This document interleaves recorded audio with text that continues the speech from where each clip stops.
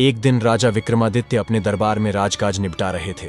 तभी एक विद्वान ब्राह्मण दरबार में उपस्थित हुआ। वह राजा से मिला और बोला, महाराज, अगर आप तुला लग्न में अपने लिए कोई भव्य महल बनवाएं तो न केवल आपकी कीर्ति चारों दिशाओं में फैलेगी, बल्कि आपकी प्रजा भी खुशहाल और संतुष्ट हो जाएगी। ब्राह्मण की बात राजा को भा गई। उन्होंने उसी समय महल बनाने का आदेश दे दिया। राजकुमारियों, विद्वानों और वास्तुकारों की सलाह से महल का निर्माण आरंभ हुआ। कारीगरों ने अपने कौशल और निपुणता से महल को सोने, चांदी, हीरे जवाहरात और मणि मोतियों से सजाया। महल ऐसा भव्य था कि मानो धरती पर स्वर्ग उतर आया हो। जब महल बनकर तैयार हुआ तो उसकी भव्यता और सुंदरता की चर्चा चारों दिशाओं में फैल गई। राजा विक्रमादित्य अपने परिवार, दरबारियों और नौकर चाकरों के साथ महल का निरीक्षण करने पहुंचे। वह विद्वान ब्राह्मण भी उनके साथ था। महल के वैभव को देखकर सभी चकित रह गए। हर कोने में ऐसी सजावट थी कि हर कोई मंत्रमुग्ध हो गया। विद्वान ब्राह्मण तो महल देखकर ऐसा स्तब्ध हुआ कि उसके मुंह से अपने आप ही निकल गया, काश इस महल का स्वामी मैं होता। राजा विक्रमादित्य, जो अपनी उदारता और न्यायप्रियता के लिए विख्यात थे, यह सुनते ही बोले, अगर यह महल तुम्हें इतना प्रिय है तो अब से यह तुम्हारा है। मैं इसे तुम्हें दान करता हूँ। ब्राह्मण यह सुनकर स्तब्ध रह गया। वह अपनी आंखों पर विश्वास नहीं कर पा रहा था। खुशी के मारे उसके पैर जमीन पर नहीं पड़ रहे थे। तुरंत वह भागता हुआ अपनी पत्नी को यह समाचार सुनाने गया। जब वह घर पहुंचा तो उसकी पत्नी उसे खाली हाथ देखकर कुछ कहने ही वाली थी कि ब्राह्मण ने उसे महल के दान में मिलने की बात बताई।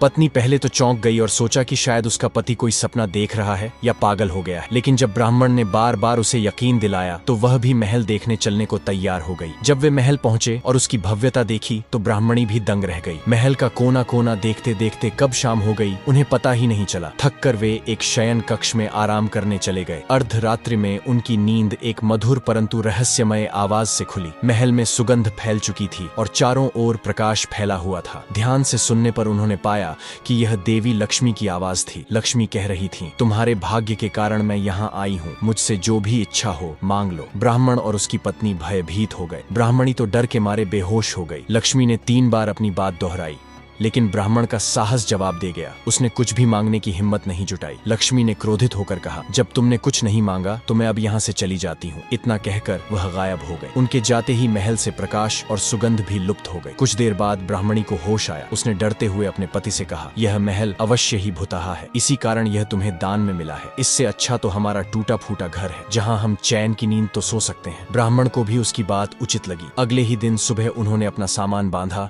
और महल छोड़कर अपनी पुरानी कुटिया लौट आए। ब्राह्मण सीधा राजा विक्रमादित्य के पास गया और उनसे निवेदन करने लगा, महाराज, कृपया अपना महल वापस ले लीजिए, यह हमारे लिए उपयोगी नहीं है। राजा विक्रमादित्य को यह सुनकर आश्चर्य हुआ, लेकिन वे जानते थे कि दान दी गई वस्तु वापस लेना उनके सिद्धांतों के विरुद्ध है। काफी सोच विचार के बाद उन्होंने महल का उचित मूल्य लगाकर उसे ब्राह्मण से खरीद लिया। ब्राह्मण खुशी खुशी अपने घर लौट गया। महल वापस खरीदने के बाद राजा विक्रमादित्य उसमें रहने लगे। अब उनका दरबार भी वहीं लगने लगा। एक रात जब राजा सो रहे थे तब फिर से देवी लक्ष्मी प्रकट हुई। उन्होंने कहा, हे राजा, मुझसे जो भी इच्छा हो मांग लो, मैं तुम्हारी हर मनोकामना पूरी करूंगी। राजा विक्रमादित्य ने मुस्कुराते हुए उत्तर दिया, हे देवी, आपकी कृपा से मेरे पास सब कुछ है, लेकिन यदि आप कुछ देना ही चाहती हैं तो कृपया मेरे पूरे राज्य में धन की वर्षा कर दें, ताकि किसी भी प्रजा को किसी वस्तु की कमी न रहे। सुबह उठते ही राजा ने पाया कि पूरे राज्य में धन की वर्षा हुई थी। लोग आनंदित होकर वह धन इकट्ठा कर रहे थे, लेकिन राज्य के लोग इतने ईमानदार थे कि वे धन राजा के पास लेकर आए और कहा कि यह राजा का है। राजा विक्रमादित्य ने आदेश दिया, हर व्यक्ति अपने हिस्से का धन अपनी संपत्ति माने, कोई भी किसी अन्य का हिस्सा नहीं लेगा। राजा के इस निर्णय से प्रजा खुशी से झूम उठी और चारों दिशाओं में उनकी जय जयकार होने लगी। इस प्रकार राजा विक्रमादित्य की कीर्ति और उदारता अमर हो गई।